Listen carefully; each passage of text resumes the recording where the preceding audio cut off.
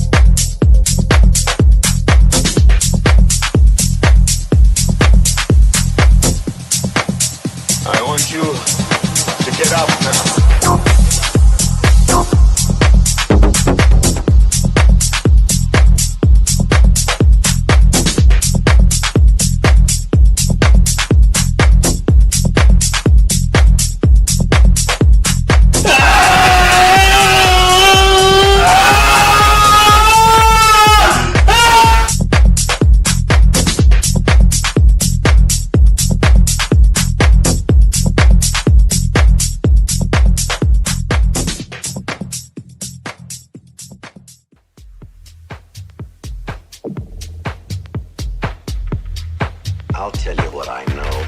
I know that, in fact, too many kids that begin with pot end up with heroin, then on to LSD. I know that if you drink, you suffer a loss of judgment if you drink to excess. But I also know that judgment returns when you sober up. I know, and so do you, when you flip out on an acid trip, you never know when you're going to slip out again. This is now, Bentley, not a couple of years ago. We've had time now to see and study the effects of LSD. People who haven't had a dose in weeks sail out on another trip. They never know when. The minute they drop one acid capsule or ingest it in any way they bought the farm, they've lost any chance to depend on and even restore that most precious of all inner senses, judgment. And to my way of thinking, without judgment, you might as well be dead. Your brain is, so why not the rest of you? We were talking about marijuana. We still are. Marijuana is the flame, heroin is the fuse, LSD is the bomb.